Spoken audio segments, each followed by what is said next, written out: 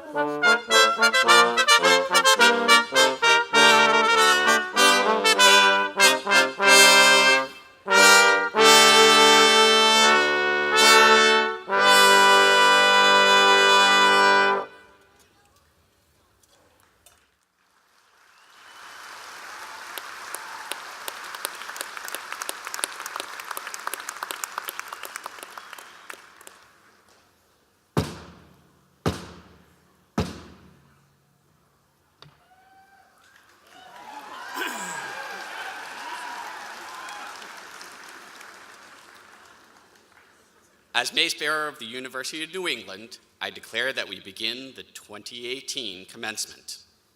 Please listen as Caitlin Allison, Bachelor of Science degree candidate in dental hygiene, sings America the Beautiful.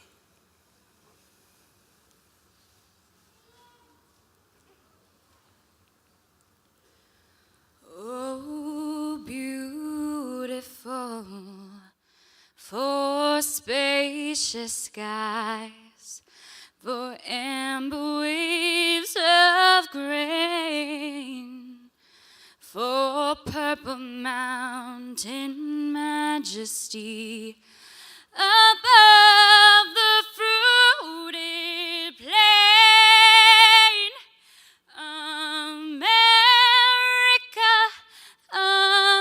America, God shed his grace on thee and crown thy good with brotherhood from sea to shining sea.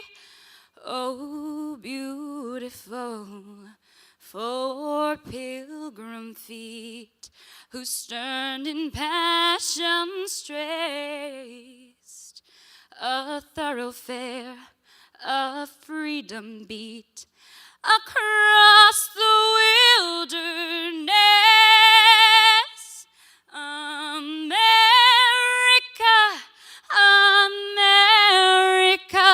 God meant thine every flow, and confirm thy soul in self-control, thy liberty in love. Thank you.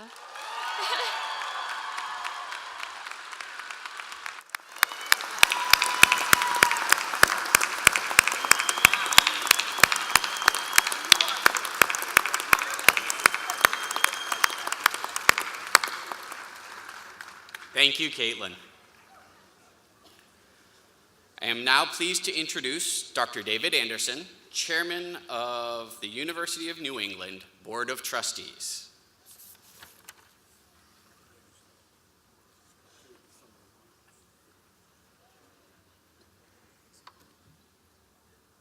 Welcome.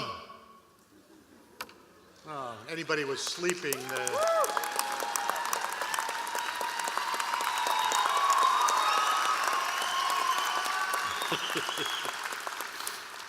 Everybody, please be seated.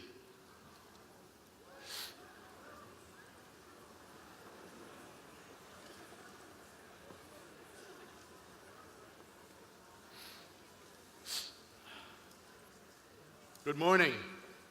On behalf of the University of New England's Board of Trustees, I welcome you to our 2018 commencement ceremony, especially those families who have traveled great distances to be here.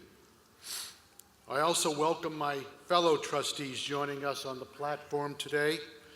Thank you all for your service on the UNE board.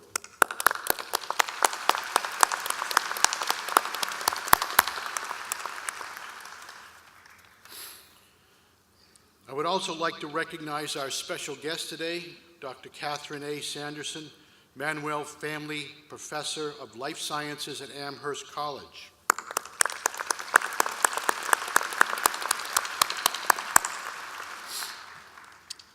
I feel privileged to be able to join you today to honor the University of New England's 2018 graduates.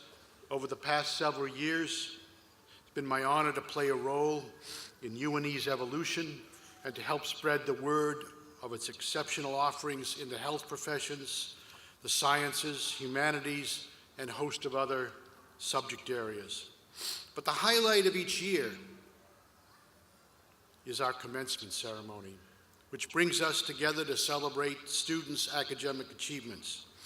It is a day of well-deserved pride for our undergraduate and graduate degree recipients, for their families, for their friends, and the men and women who have guided them in their studies. This year, our commencement ceremony is a day of special pride as well for our University of New England President, Dr. James D. Herbert. Today's graduates are the first to complete their studies under President Herbert's leadership. He's both.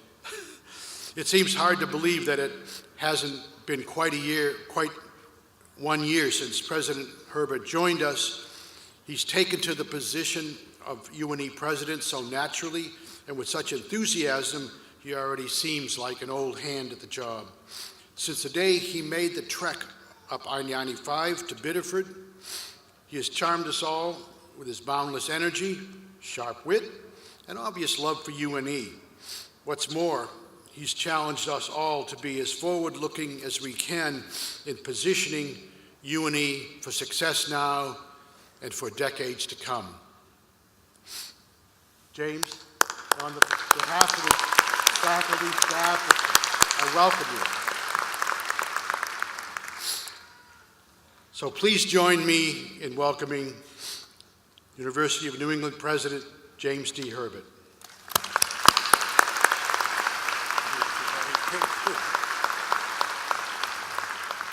So good morning, everyone. Oh, come on, we're Nor'easters. We can do better than that. Good morning, everyone. Ah, that's better. That's more like it. So thank you very much, Dave, for that really lovely introduction. And thank you and all of the trustees for your service, your boundless service to our Board of Trustees.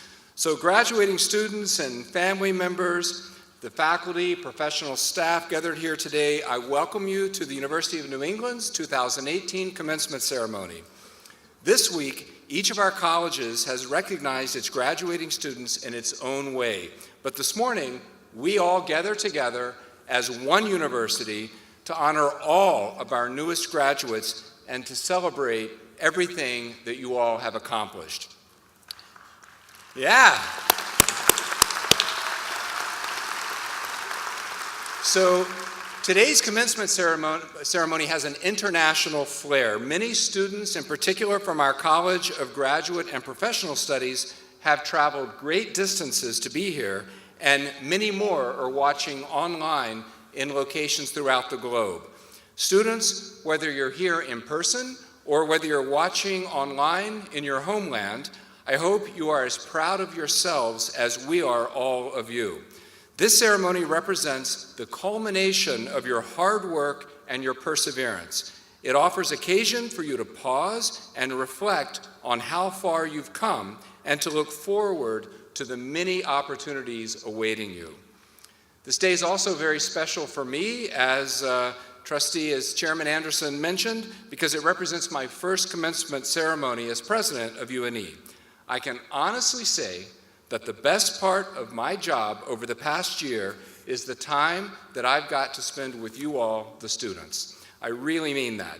I've come to know many of you personally, and my life has been enriched as a result. So thank you for that, and thank you for welcoming me to the Nor'easter community.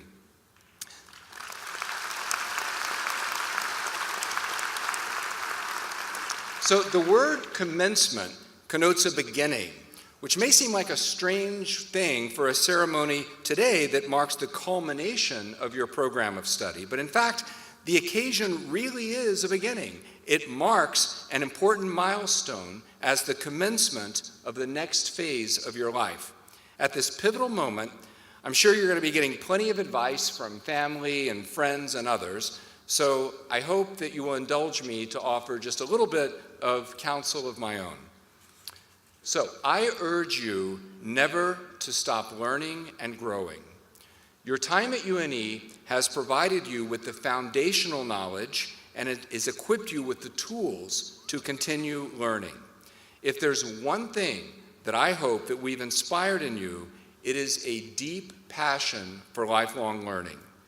We live in a world of rapidly escalating change, and you will need to evolve as the world, with that world, to stay one step ahead of developments in your field.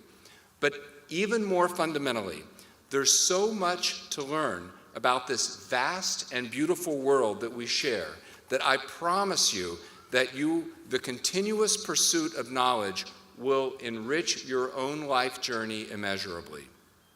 So as you grow and learn, embrace the discomfort, fear, and anxiety that comes from stepping outside your comfort zone. Engage with people who are different than you, including those with whom you disagree, and do so in a spirit of humility and genuine curiosity.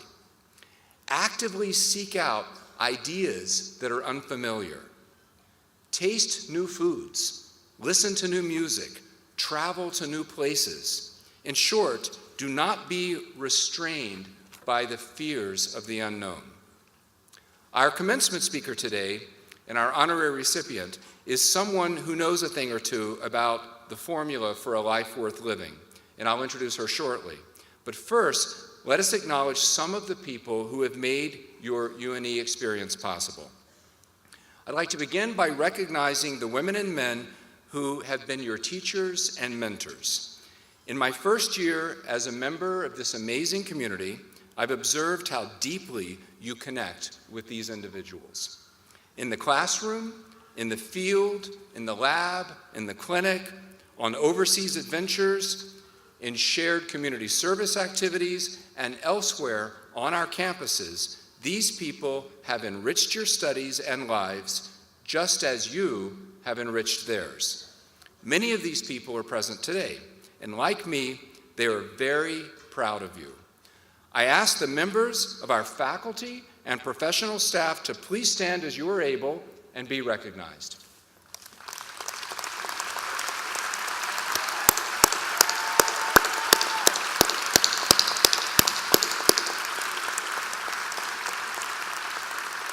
Thank you.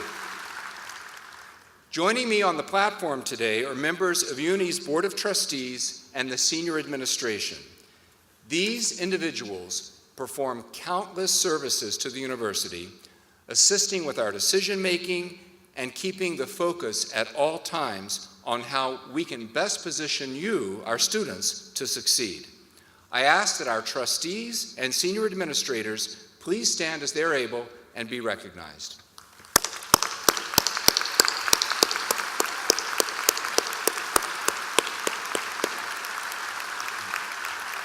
Thank you.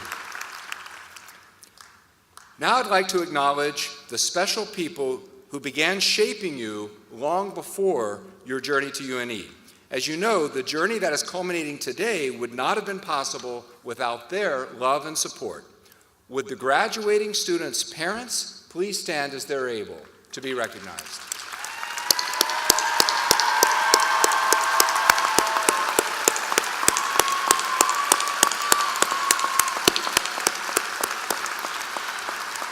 And now the grandparents and spouses and partners and other members and friends, please stand and be recognized.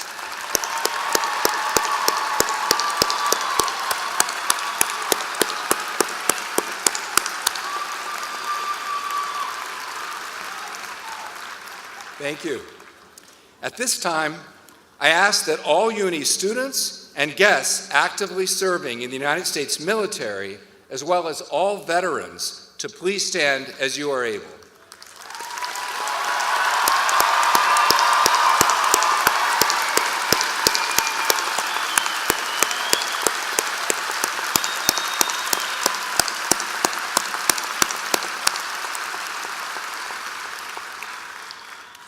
We thank you deeply for your service to our country. Sadly, not all who began this journey with us have been able to complete it.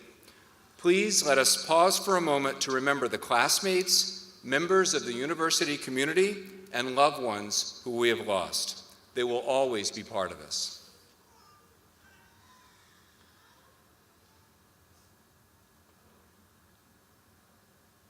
Thank you. I would now like to introduce Dr. Joshua Hamilton, Provost and Senior Vice President of Academic Affairs. Josh? And your book is right here. Thank you, President Herbert. It is now my honor to recognize those undergraduate students who have demonstrated outstanding achievement at the University of New England, as reflected in outstanding final grade point averages. Undergraduate students who graduate with a GPA between 3.3 and 3.59 are designated cum laude, or with honor. These students wear the Silver Honors Cord today. Will cum laude graduates please stand?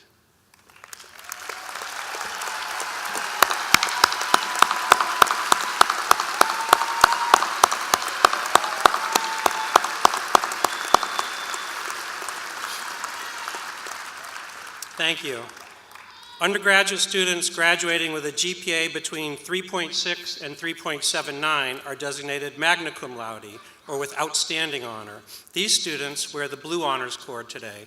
Will magna cum laude graduates please stand?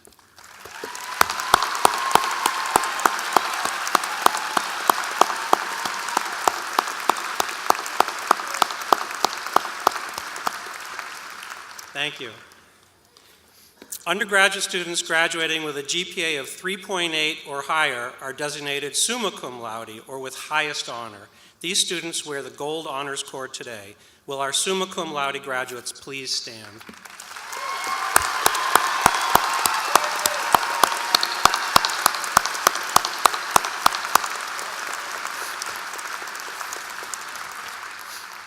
Thank you. I would now like to introduce Dr. Jean Hay, the Dean of the College of Arts and Sciences, who will recognize the College of Arts and Sciences Undergraduate Honors Program students.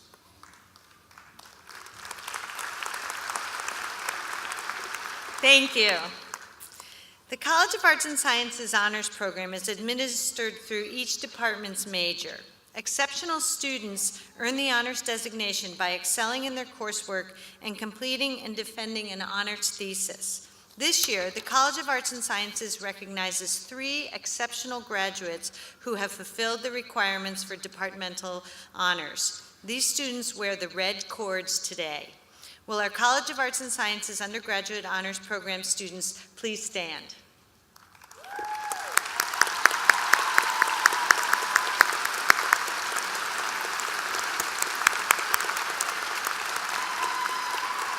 Congratulations and thank you.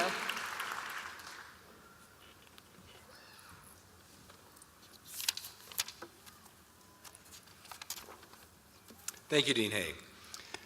A doctoral degree is the highest individual recognition bestowed by any institution of higher education.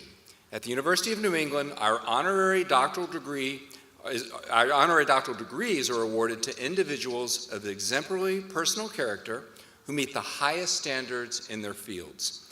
The Honorary Doctor of Humane Letters is conferred upon individuals whose personal and professional pursuits lead to the betterment of society. Today's recipient is a psychologist, scholar, and educator, Catherine A. Sanderson. At this time, I'd like to invite UNE trustee Cindy Taylor and Chair of the Faculty Assembly, Frank Daly, to escort Dr. Sanderson to the front of the stage for the conferral of the Honorary Doctor of Humane Letters.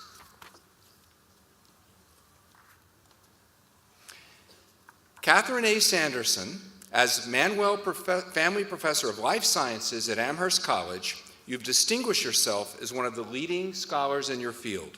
Your research into the personality and social variables that influences health-related behaviors has received funding from the National Science Foundation and the National Institutes of Health. And your scholarship, examining the science of happiness and well-being, the power of emotional intelligence, the mind-body connection, and the psychology of good and evil, has enriched our understanding of the human condition.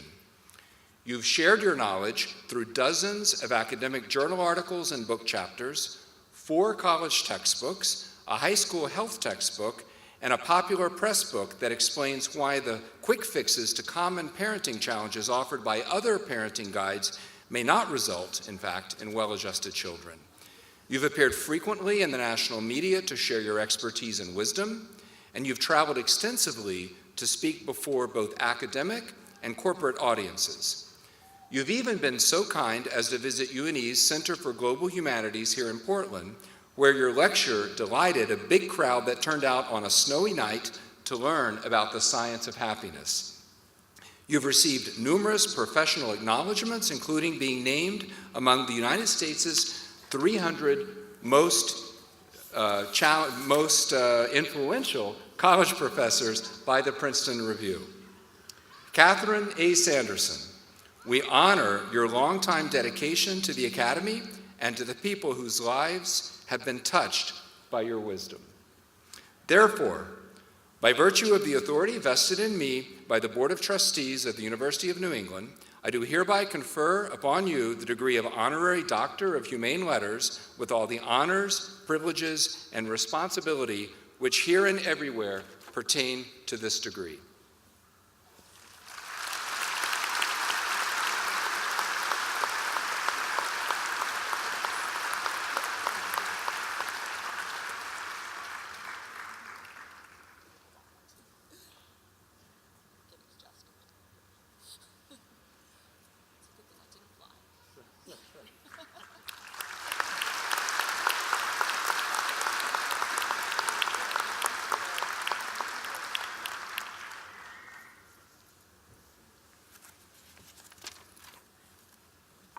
So please, share your remarks.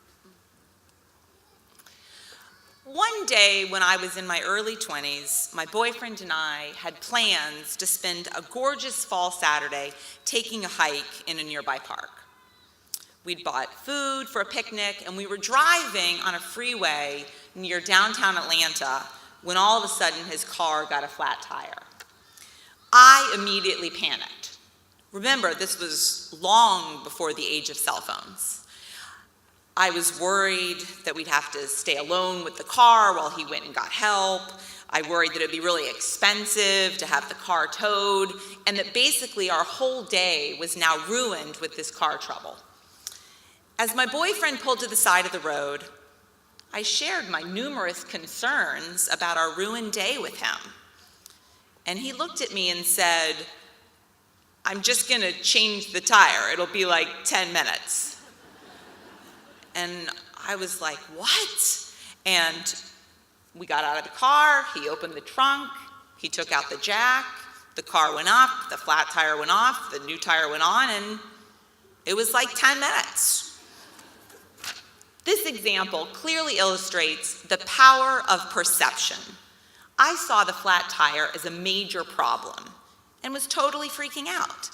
He saw it as a minor inconvenience and basically no big deal. But this simple anecdote illustrates a really important point. The way in which we think about the events of our lives has a substantial impact on how we feel. Today is a day of celebration for all of the graduates and their families and friends. You're all feeling happy and proud and probably at least a little relieved, maybe a little tired. But for some of you, today is a day of mixed emotions. Maybe you're worried about the job you're about to start, or the fact that you don't actually have a job yet. Maybe you're thinking about how hard it is going to be to say goodbye to all of your friends. Maybe you're mindful of someone who should be here celebrating with you today, but isn't. And that person's absence makes today bittersweet.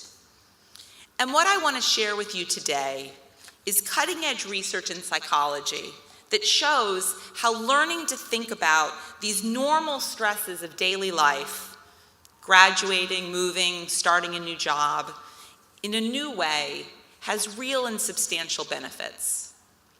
Here's a vivid example of how our thoughts about the assorted challenges in our lives really matter. We've all heard about the massive pressure kids experience from regularly taking the high-stakes standardized tests throughout elementary and middle school.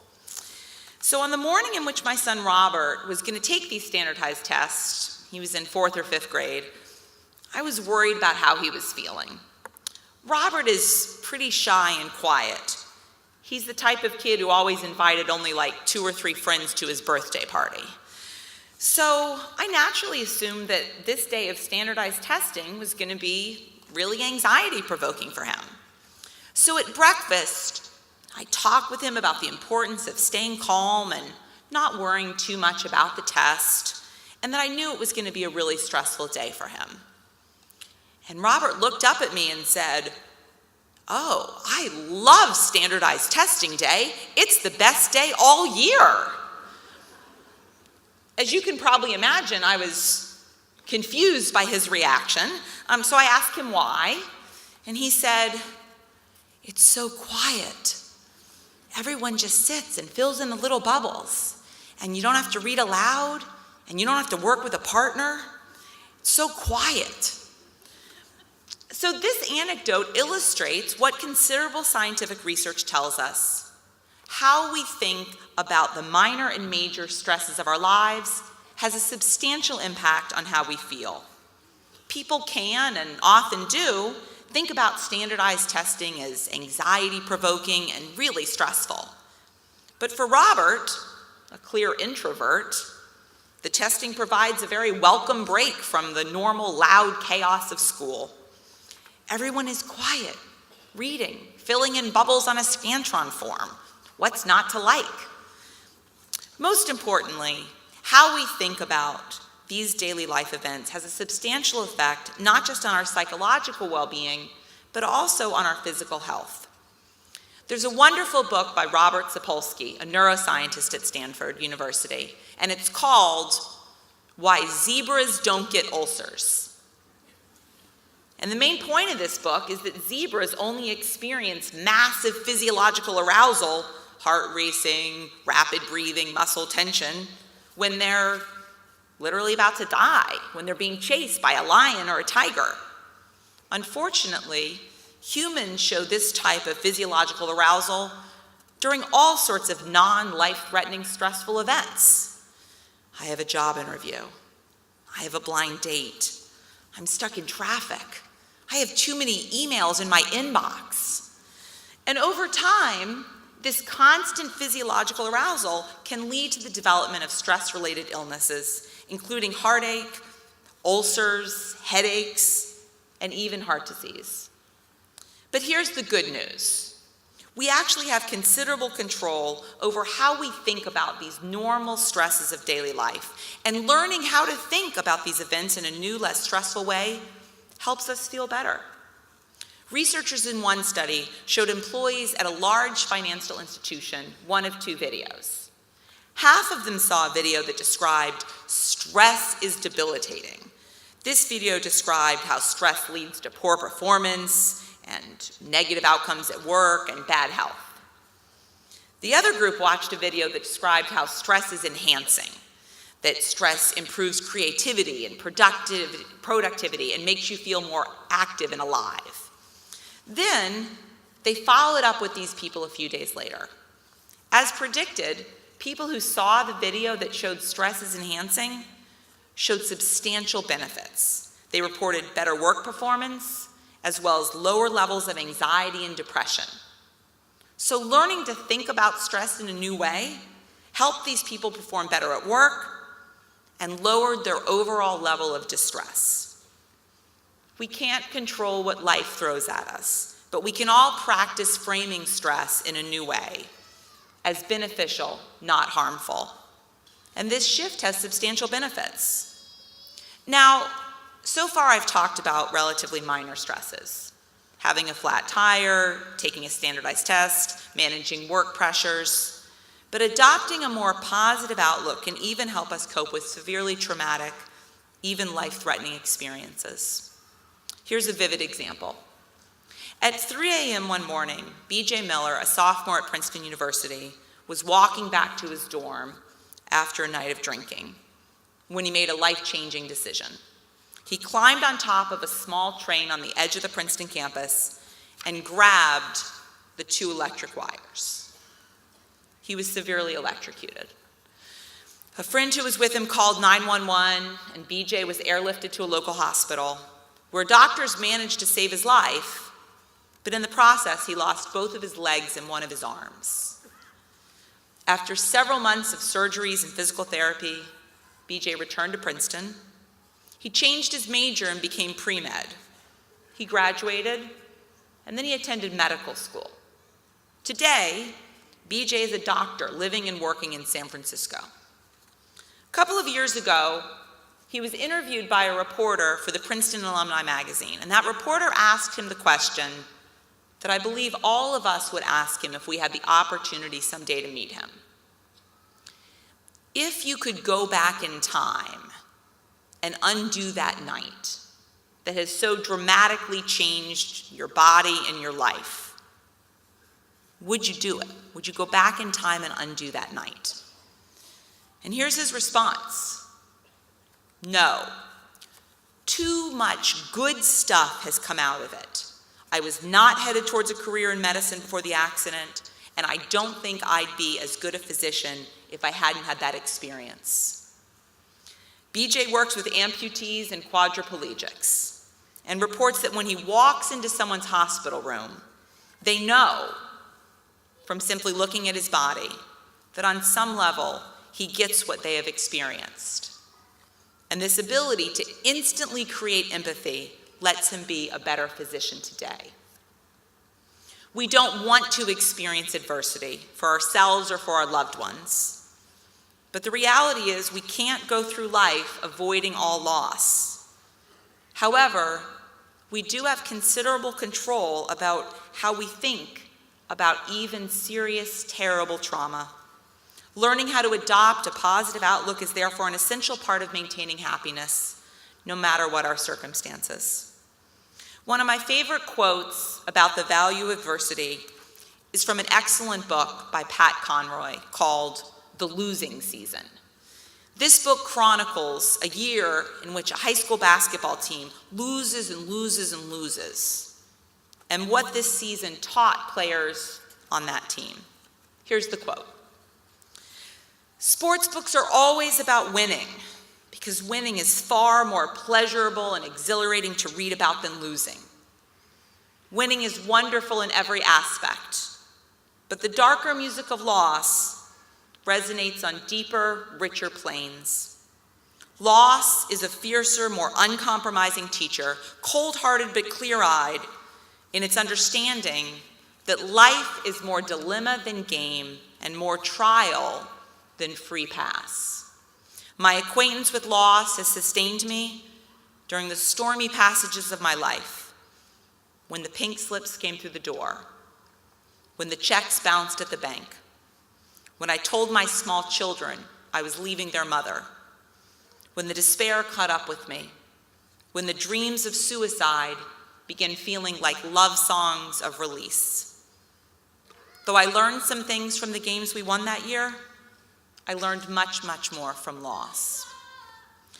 This quote speaks to the true benefit we can all experience from loss, as long as we are able to frame that loss in a positive way.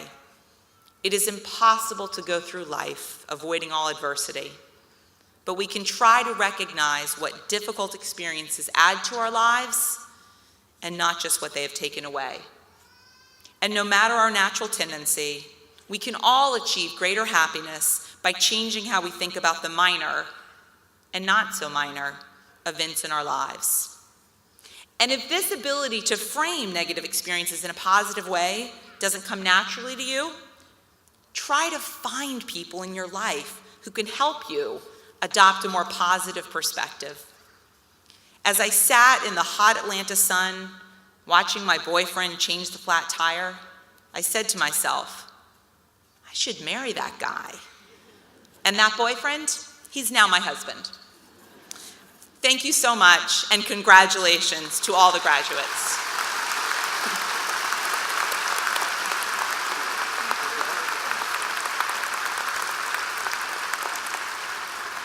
Thank you very much for those inspiring words, Dr. Samuelson. That was great. At this time, I'd like to ask UNE Provost Josh Hamilton to introduce the presentation of the degree candidates.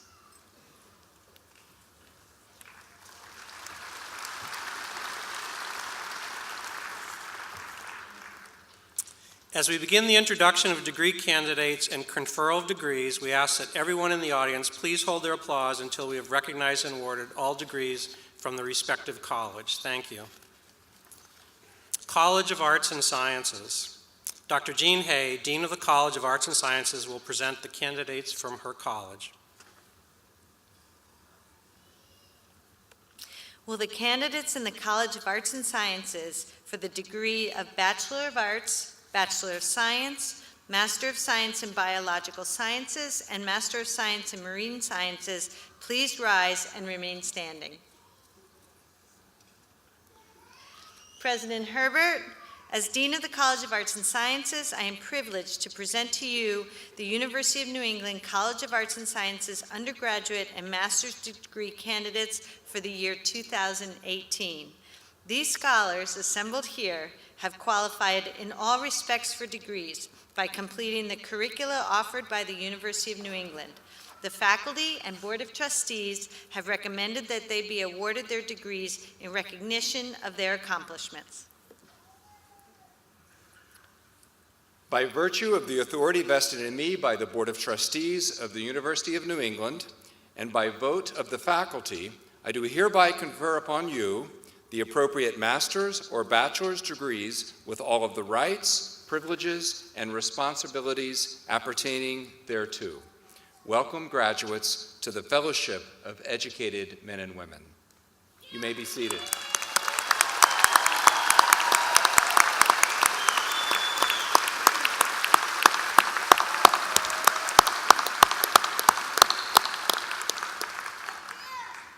Westbrook College of Health Professions. Dr. Karen Pardue, Interim Dean of the Westbrook College of Health Professions, will present the candidates from her college.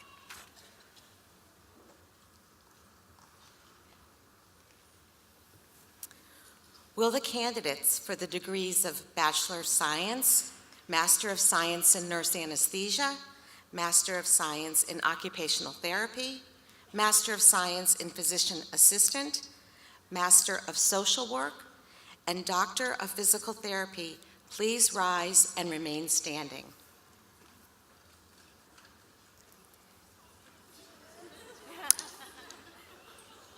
President Herbert, as the Interim Dean of the Westbrook College of Health Professions, I am privileged to present to you the University of New England Westbrook College of Health Professions undergraduate, master's, and doctoral degree candidates for the year 2018. These scholars assembled here have qualified in all respects for degrees by completing the curricula offered by the University of New England. The faculty and the Board of Trustees have recommended that they be awarded their degrees in recognition of their accomplishments.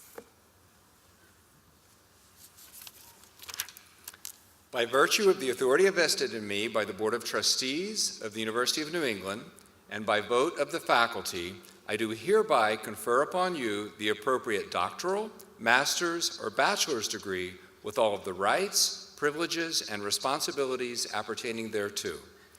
Welcome, graduates, to the community of learned women and men. You may be seated.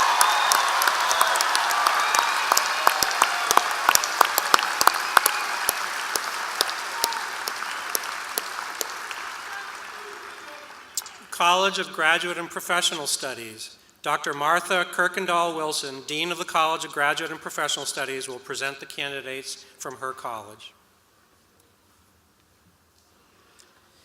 Will the candidates for the degrees of Master of Science in Applied Nutrition, Master of Science in Education, Master of Science in Health Informatics, Master of Science in Medical Education Leadership, Master of Public Health, Master of Social Work, Certificate of Advanced Graduate Study, and Doctor of Education, please rise and remain standing.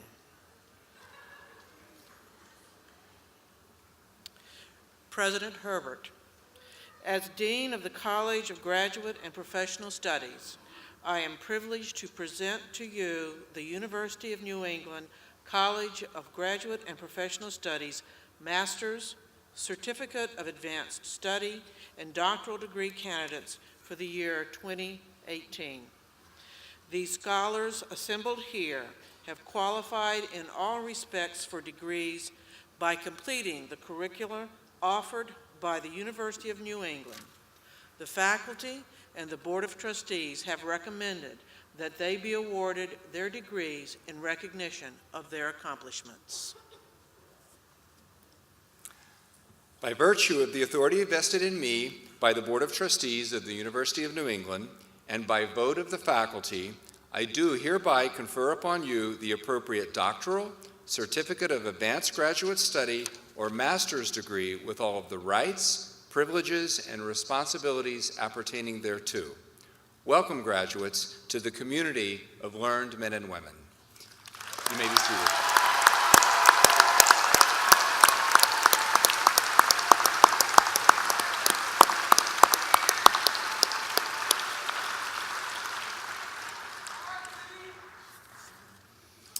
College of Dental Medicine.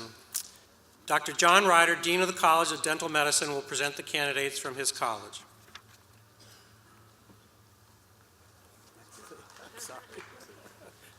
You can't fool dental students. They know that I'm not Dean Ryder. So as Associate Dean of the College of Dental Medicine, I'm privileged to present to you Will the candidates for the degree of Doctor of Dental Medicine please rise and remain standing? President Herbert, on behalf of the Dean of the College of Dental Medicine, I'm privileged to present to you the University of New England College of Dental Medicine doctoral degree candidates for the year 2018. These scholars assembled here have qualified in all respects for degrees by completing the curricula offered by the University of New England. The faculty and Board of Trustees have recommended that they be awarded their degrees in recognition of their accomplishments. By the virtue vested in me by the Board of Trustees of the University of New England and by vote of the faculty, I do hereby confer upon you your degree with all of the rights, privileges, and responsibilities appertaining thereto. Welcome, graduates, to the community of learned women and men.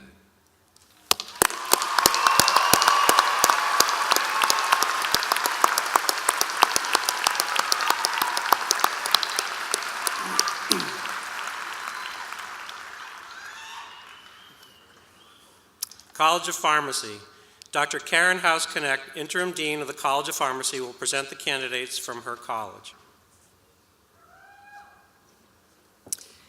Will the candidates for the degree of Doctor of Pharmacy please rise and remain standing?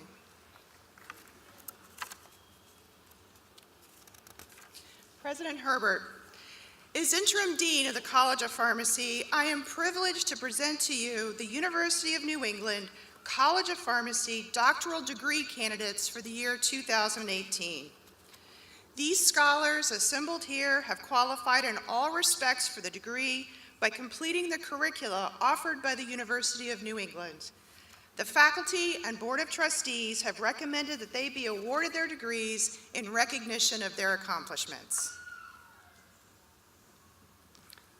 By virtue of the authority vested in me by the Board of Trustees of the University of New England and by vote of the faculty, I do hereby confer upon you your degree with all of the rights, privileges, and responsibilities appertaining thereto. Welcome, graduates, to the community of learned men and women.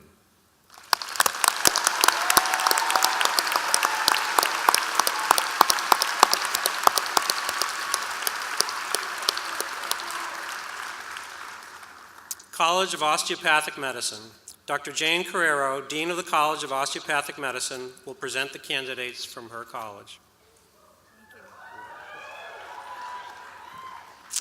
Will the candidates for the degree of Doctor of Osteopathic Medicine please rise and remain standing? President Herbert, as Dean of the College of Osteopathic Medicine, I am very privileged to present to you the University of New England College of Osteopathic Medicine doctoral degree candidates for 2018. The scholars assembled here have qualified in all respects for degrees by completing the curricula offered by the University of New England. The faculty and Board of Trustees have recommended that they be awarded their degrees in recognition of their accomplishments. By virtue of the authority vested in me by the Board of Trustees of the University of New England and by vote of the faculty, I do hereby confer upon you your degree with all of the rights, privileges, and responsibilities appertaining thereto. Welcome, graduates, to the community of learned men and women.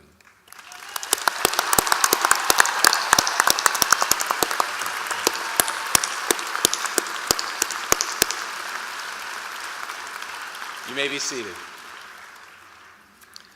Congratulations to all of the graduates of the class of 2018.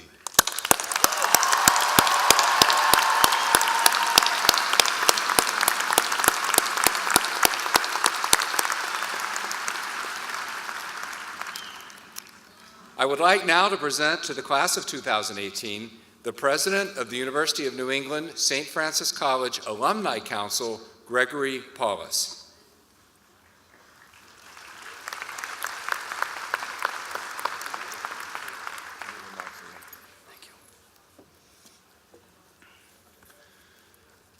Good morning and congratulations. Graduation from college is an amazing achievement. You and your families deserve to be proud. As president of our UNE St. Francis College Alumni Council, and on behalf of the 25,000 Westbrook, St. Francis College, and UNE alumni, I am delighted, and proud to welcome you all to the UNE alumni family. Today's commencement might feel like you're leaving behind a close-knit community of friends and classmates, but in truth, you are beginning a new phase in your relationship with UNE. I'm encouraging you to continue this new UNE relationship by staying involved. Join or lead an alumni group in your geographic area. Come back to visit our beautiful campuses. Attend a lecture. Make an alumni weekend an annual event for you and your classmates. Or come to tailgate with us at a Nor'easter football game, our soon-to-be championship football team. You're part of something bigger now, this expansive, thriving UNE alumni community that's in every state and from countries across the globe. Go out and do amazing things. Stay close to UNE and participate. You are now part of the UNE family. And now, I'd like to make your family membership official. I'm asking that you join me in turning your tassels.